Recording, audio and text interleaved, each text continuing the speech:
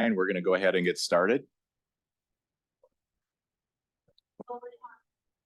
And it's my pleasure at this point to introduce Derrick James. Derrick is Director, Government Affairs at Amtrak, and he deals mostly in the Upper Midwest, but he'll tell you all about that and has a really interesting presentation. So let's give a warm welcome to Derrick James. Thank you very much, Scott, and it's a pleasure to be here with all of you. It's always a very warm reception when I can make my way to this part of the state. So got here last night.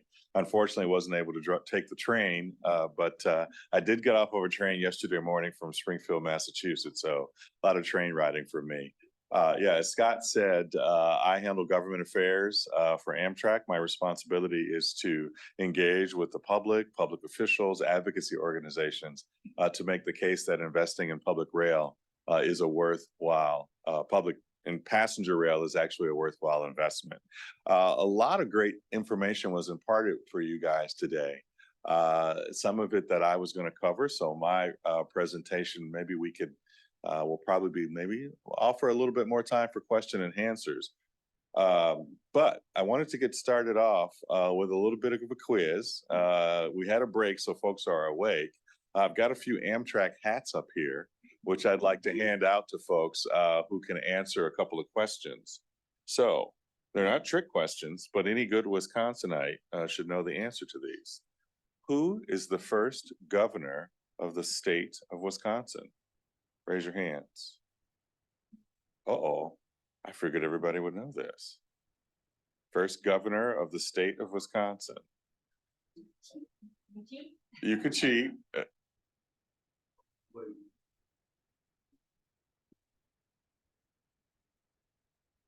All right, well then, while somebody raised their hand on that question, I'll go to the next one. Which president signed into existence the legislation that created Amtrak? Gentleman back there with the blue sweater. Was that? Nixon. Richard Nixon is the right answer.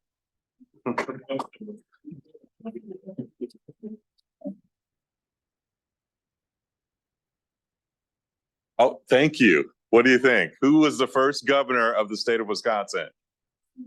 Very, very good.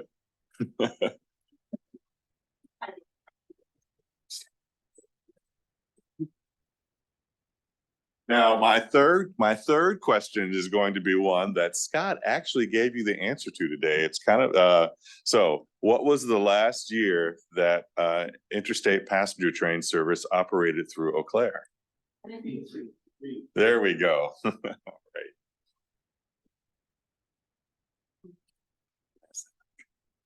Thanks for making sure the winner gets that. Thank you very much. So again,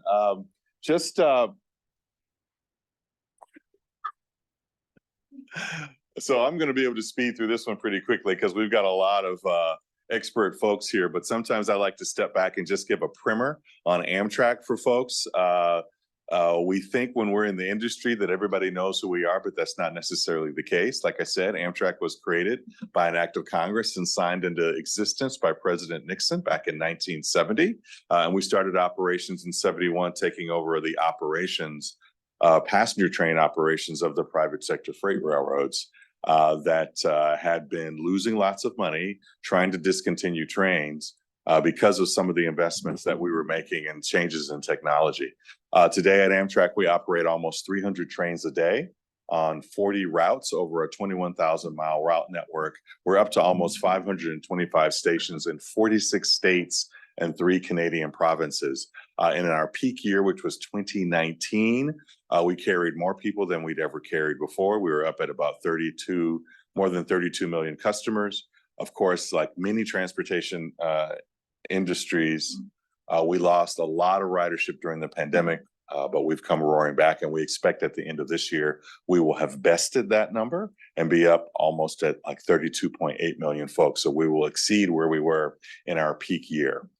So a lot of improvement, a lot of excitement from the traveling public and from policymakers on passenger rail. Here's a map of our route network. It's actually a fairly sparse network. It's basically the network that Uncle Sam set up for us back when service was started back in 1971. About 2/3 of the train network that was run by the private sector was cut out, and the DOT decided that a basic network is the foundation from which we should start. There have been some cutbacks. There have been some additions. Most of those additions have come with investments and partnerships with states. We have 17 states that we partner with. Wisconsin is one of those to operate additional frequencies and additional routes. And it is those sorts of partnerships that we would like to grow to actually expand and grow passenger rail service. Our goal is by 2040 to offer 66 million passenger trips every year. That's doubling the number of riders that we have right now on the system. So we think our role in investing in the American economy is as important as the mobility.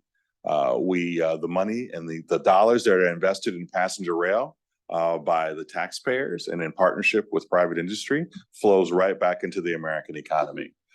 So we at Amtrak, we receive a direct appropriation annually of about $2.5 billion just to operate the system. But we turn that $2.5 billion into $9.2 billion in annual economic impact. We provide more than 21,000 good paying jobs, and we support 36,000 additional jobs over that. Most of our procurement, about 99% of our procurement, is with American firms. So Wisconsin is an important industrial state, and we spend a lot of money with firms within the state of Wisconsin to actually keep the passenger train system going. Here's a snapshot of what our ridership has done, our ticket revenue, and our outstanding debt over the past 25 years or so. You can see that dip there. The upper left-hand corner shows the ridership trending upward since the late 1990s. And then that dip at the pandemic, and you can see that we've come roaring back again, expecting to surpass that 2019 peak at the end of this year. We have some accomplishments that we like to tout. We know, and it's good for the American public, that we're now entering a competitive environment for the provision of passenger rail. You guys are being progressive and looking at that as an option for how you want to run your service between Eau Claire and the Twin Cities. We're glad and we're proud that we have held the space and maintained the presence of passenger rail in the nation over the past 50 years or so, such that there are other operators who would like to provide that service as well. But we at Amtrak have some accomplishments that we would like to, that we're proud of. We restored all the service that was lost with the pandemic. We've restored all of that. We've set ridership records. We expect that we will again expect a ridership record at the end of this fiscal year. We're bringing in a lot of new riders to the system. We're being very aggressive with marketing, especially on digital platforms, to get young customers out on the trains. And we've hired 4,800 new people to replace a lot of folks that were retired and to also grow the network. We have some challenges as well. The ridership that's coming back isn't always, the business traveler is not fully back. Most of the ridership that we have coming back is primarily leisure travel. Those folks don't pay as much in ticket fares as some of our business travelers do. So the revenue gap between where we were in 2019 and where we are today, we've still got work on closing that gap because business travelers riding premium products like our Acela paid much greater fares. We also are dealing with inflation, price pressures like the rest of us are in terms of fuel, in terms of wages, in terms of materials. And we are ramping up. We've got a lot of costs to implement portions of the bipartisan infrastructure law, which Scott indicated is hard to talk. Even harder is the Infrastructure Investment and Jobs Act, which is the actual name of the legislation. So we have hired a lot of staff to actually help states to actually implement some of the corridor expansions that were identified in the Corridor ID program.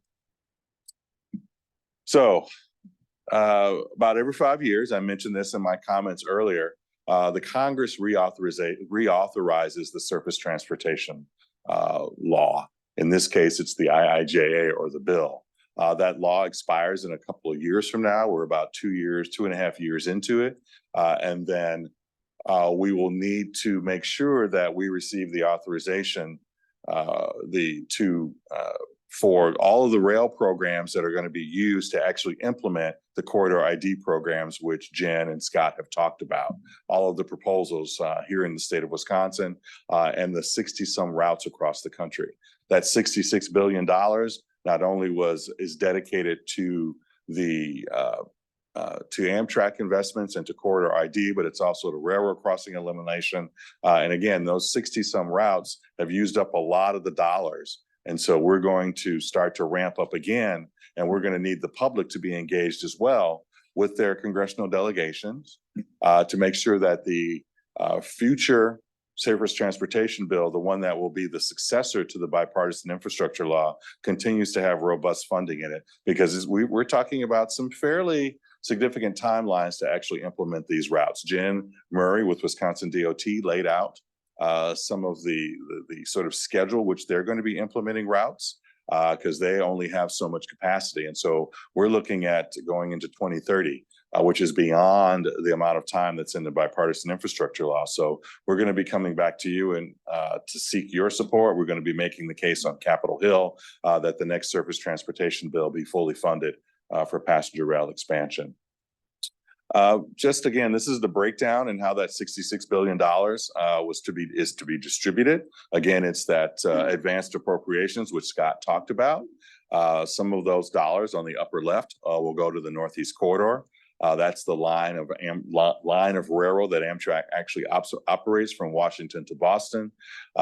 We've got a lot of capital investment that's needed in terms of tunnels and bridges over major rivers.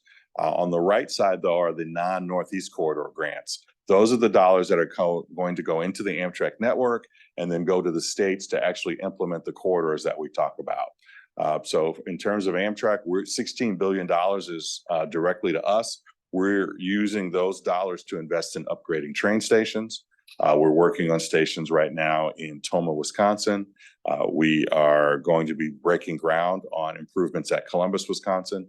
We're also going to be using those dollars to refleet the long distance network. Those of you who have been on our trains know that the Empire Builder is fleeted with superliners. Those cars were purchased from the 70s through the early 90s.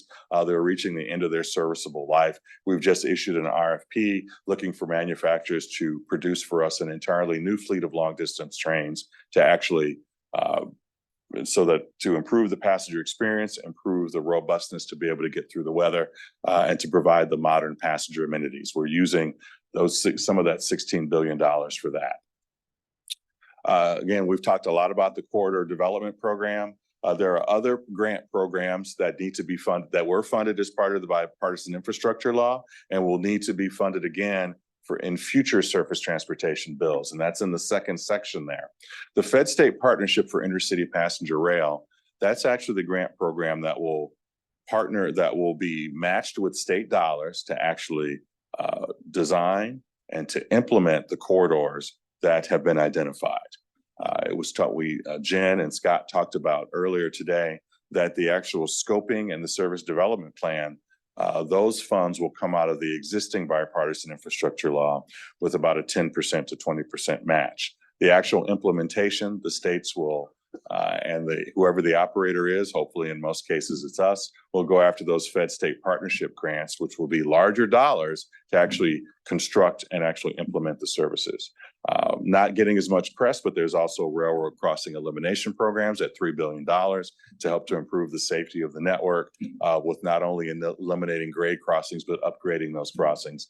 And then some funding to go to interstate rail compacts for planning and implementation. Scott mentioned the Midwest Interstate Passenger Rail Commission, which Amtrak is a part of, and Scott is a member of, as well as Jen Murray. That compact has applied for funds to actually help to advance the broader network of passenger rail within the Midwest itself.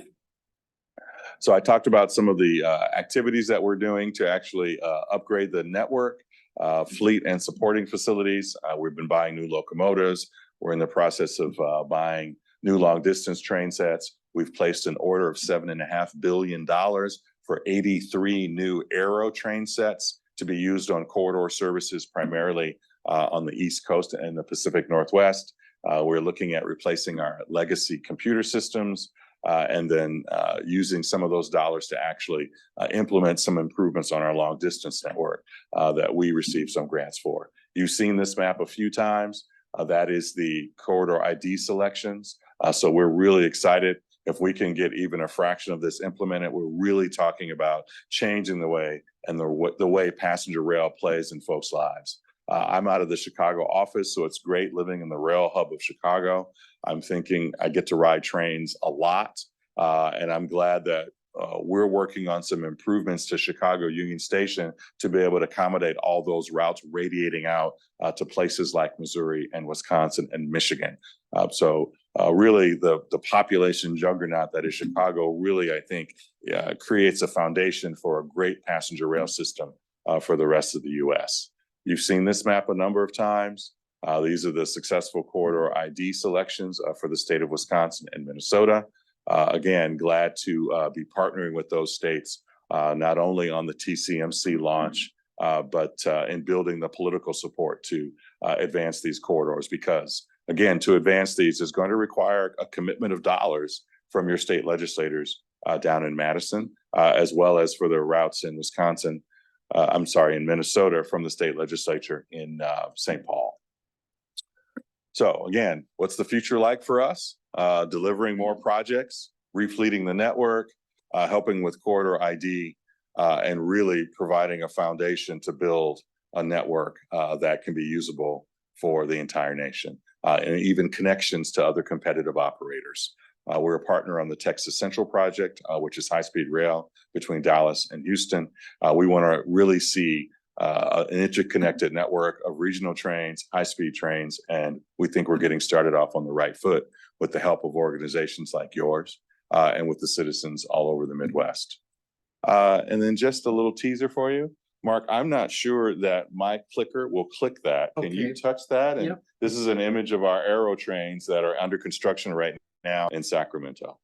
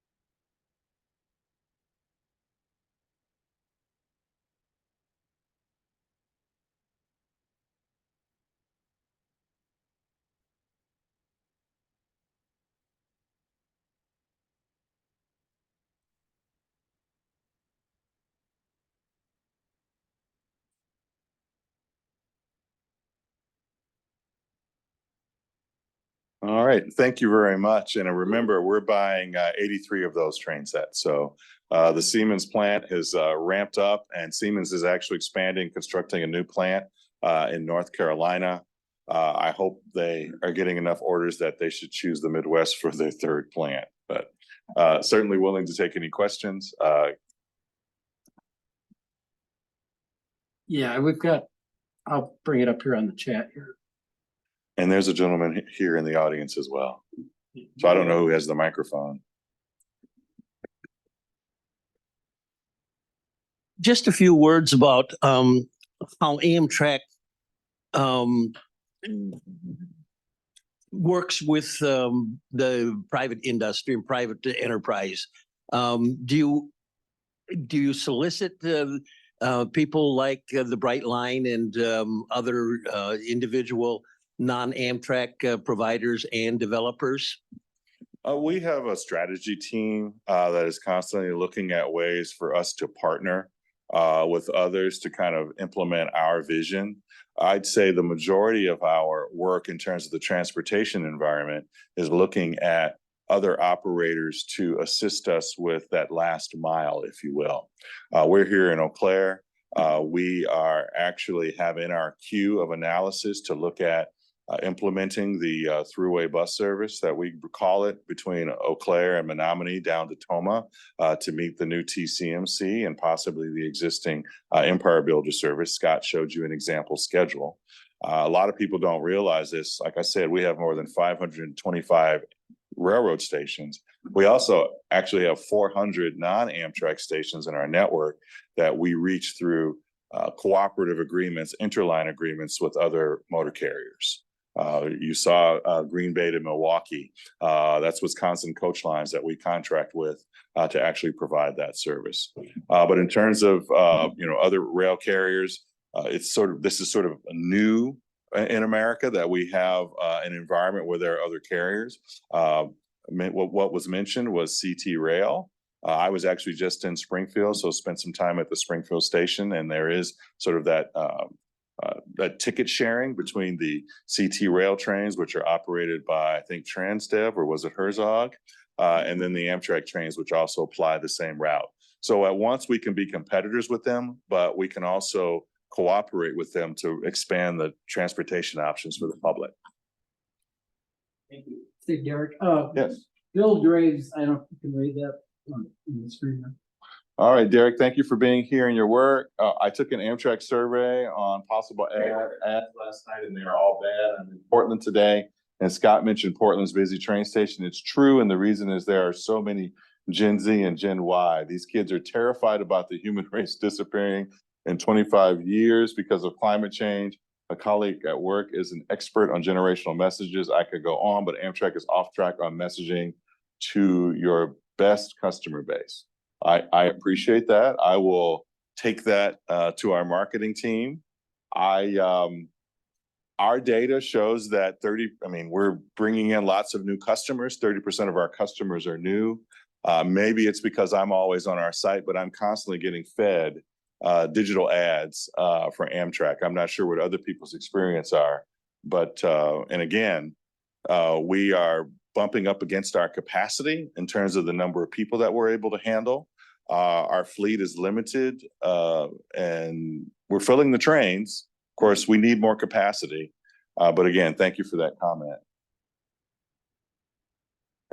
I don't know if folks can, I imagine folks online can see this. Amtrak seems to be canceling service for bad weather more than in the past.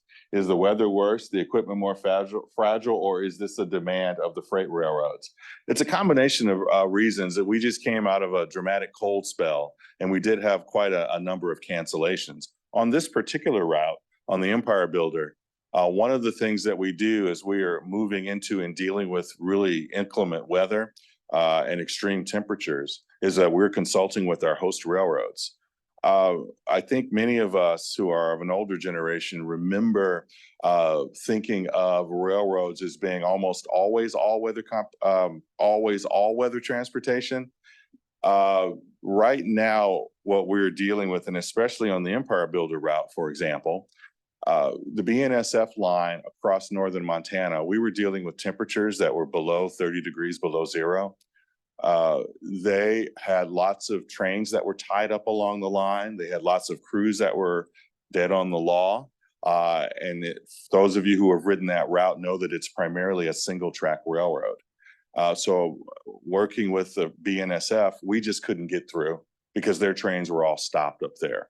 Also, when you start to get into those extreme temperatures, the equipment that we have we start to deal with freezing lines, and the equipment can't accommodate the warranties that we have on some of the equipment that we've purchased isn't good, and the equipment doesn't work below 30 degrees below zero. So it's a combination of some of what the customer said, or some of what the questioner said. Dealing with climate, we dealt with some extreme climate over the last couple of weeks, as well as challenges on the freight railroad. Some of the other cancellations, because we did not want customers to be stranded on trains that we did dispatch, we doubled up on locomotives. We wanted to have 2 locomotives on the train, just where we would normally have 1. So by doubling up on locomotives, we had to cancel some trains to take those locomotives to put on the trains we were running to make sure that the train got through. So we reduced service to make sure that the service that we were providing did get through. Say, Derek, would you be able to address Crystal DuPont's question or not? Oh, additional comments on the reservation system replacement noted in your presentation. Not yet, Crystal, but I can certainly get more information and get back to you on that.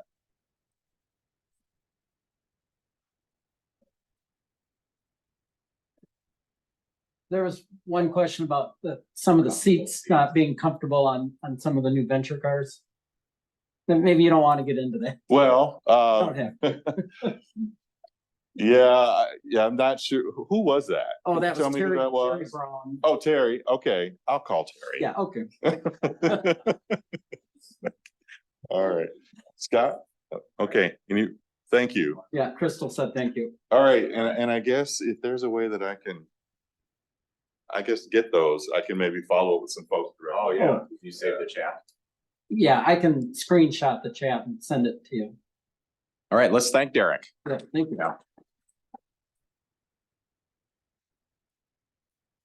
A dedicated railroad professional is really, we benefit from having him here, and Amtrak benefits from him being part of their staff. So we're going to bring on, so we have 30 minutes left. We're going to bring on Joe from the Rail Passengers Association, another remote speaker. We're going to have a conversation for about 10 minutes.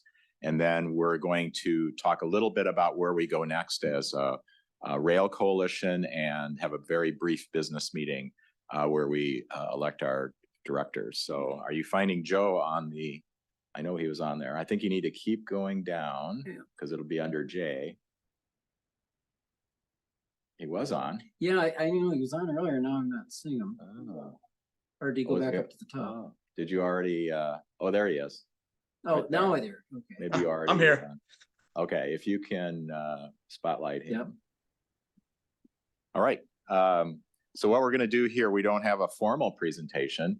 And Joe, I follow you on a lot of things, but I don't know if we've ever met. So I know your name well and see your work, and you're active in communicating on behalf of Rail Passenger Association. So Joe Aiello is Director of Community Engagement for the Rail Passengers Association.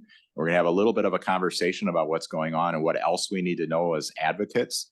And Joe, maybe I just should ask you first, because maybe I'll ask this. How many here are members of the Rail Passengers Association?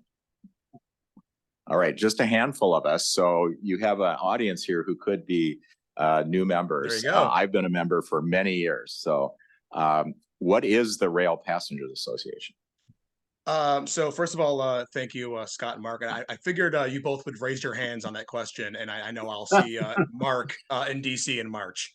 Mark is actually on the council for the RPA. Go ahead. And I'm sorry I can't be with you guys in person, and miss out on my good friend Derrick, who gave a great presentation earlier.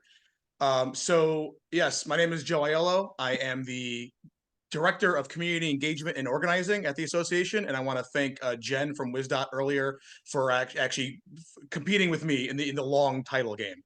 And so we are the largest and oldest nonprofit rail advocacy group in the country. And our tag is more trains to more places for more people, and that's we practice what we preach, and yeah. That's the gist of who we are. I mean, we've been around since 1967. Our original board members helped write the Rail Pax law that formed Amtrak. We have a lot of history in this, and I feel that we're really going strong. So you mentioned the original Amtrak law, but the bipartisan infrastructure law that I keep having trouble saying. And I call it NARP because it used to be known as the National Association of Railroad Passengers. Yeah, Just like Amtrak, that is still our actual given name. Rail Passengers is just the front.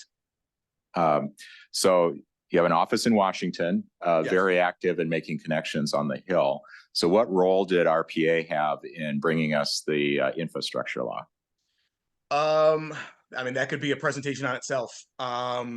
So we were so our office, Jim Matthews, my boss, our president CEO, and Sean Jeans Gale, our VP of Government Affairs, they were working around the clock. And honestly, I gave an interview recently, and talked about, our work in the bill and things like that. I said, honestly, this wasn't just a couple year process with this current Congress. This was decades of work by groups such as yours and across the country to build those relationships, not just in state houses, but in DC.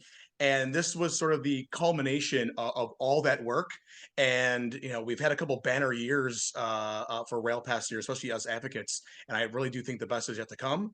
But yeah, no, we were very intimate in the proceedings and in getting that 66 billion for Amtrak. Also things like the board restructuring for Amtrak and the corridor ID grant program, the long distance workshop program, that all came from various conversations on the Hill from our office. So things in Washington, you don't just get your priority enacted in one law and then you just sit back and wait for things to happen. So what do we need to know about what's happening in Washington and what would RPA want us to be aware of?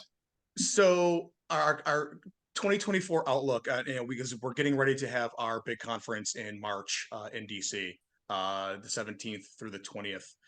And, as many people have talked about today, Derrick mentioned, reauthorization.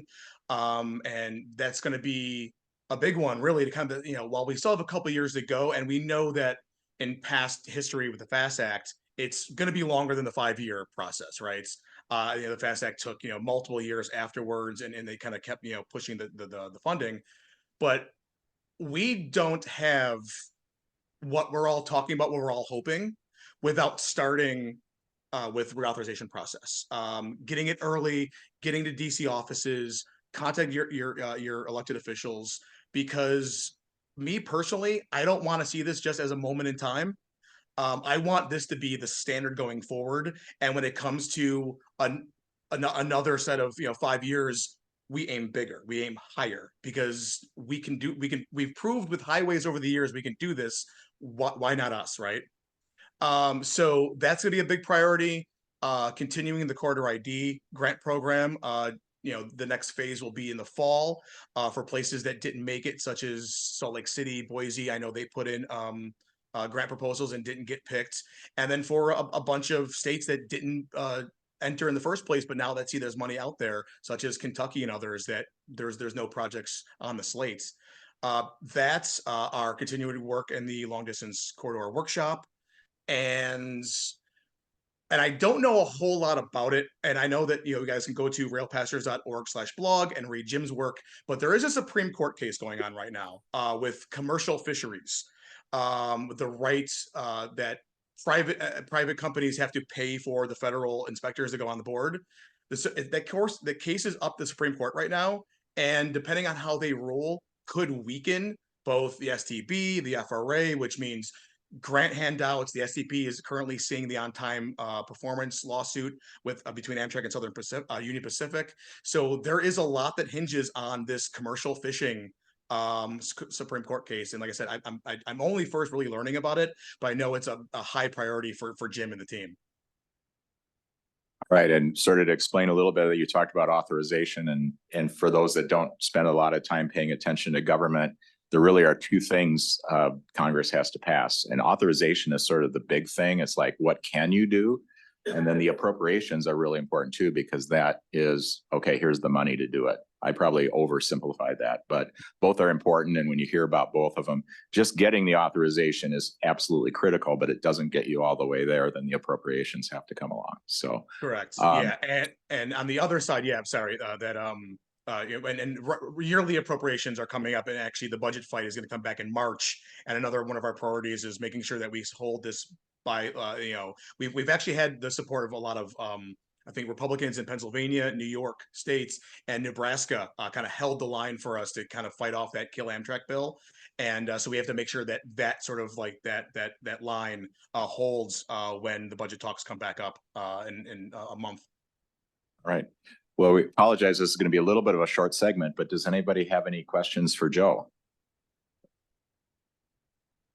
I think I guess the last thing I would say, Joe, is if you're giving advice for anybody who's interested in seeing passenger rail continue to develop and to take advantage of the momentum we have going, what could people be doing individually to make that happen? Call your representatives. And actually not just in DC. Call your state house as well, because a lot of this grant programs, a lot of the corridor ID, what's going to come through the people in the room at the long distance workshops, and I'll be in Charlotte next week and Kansas City the week after, talking about North Coast Hiawatha and other long distance routes that should be part of the map. Because those state representatives have connections with the DOTs in your states. And that's how you get rail plans. And Wisconsin is actually could be a shining example. Quick story: I was just in Tucson, Arizona, getting ready to plan our fall meeting in October, and a lot of advocates on the ground there between Phoenix and Tucson are using you guys as an example with the expansion of the Hiawatha, because they would love to see service like that between those two cities, similar distances, similar drive time, and then daily sunset, and actually an expansion of bringing rail back to Phoenix, just like you guys want to bring rail back to Madison and such. So you guys are really our example out there, that, when I go around the country. So it's working. That's what I would say, that, just keep making phone calls, keep writing letters, keep those relationships building, because as I said earlier, this has been decades in the making, not just a few years. So those relationships you guys build now could work towards the next big expansion for the next generation of passengers. All right, thanks, Joe. And Bill Drays has a comment about, is it important to have a sense of urgency right now for undertaking this work for young people? Absolutely. So I'm on the very end of Gen X. I just turned 44, so I'm not quite on that, but I have a lot of friends who are, especially colleagues who are millennial and younger, and especially being from Chicago, living in Minneapolis, I do a lot of back and forth. I even on the Empire Builder, and I've noticed over the years, passengers are getting younger. No one wants to drive, and I think a comment earlier about the ads. A lot has to do with climate change, and especially in the big cities. And I think there really is an urgency. And I really don't think that the alarms are not conspiracy. We've seen it over the years. The climate is changing, and the most we can do to get people out of personal automobiles and onto mass transit such as Amtrak, I think the quicker we do it, the better. All right, let's thank Joe for joining us. Thank you, everybody. And since he didn't mention it, if you don't already have an access to it, or you want to go ahead and Google Rail Passengers Association, it's very economical to be a member. And I'd encourage that if you want to be plugged into what's happening in Washington. So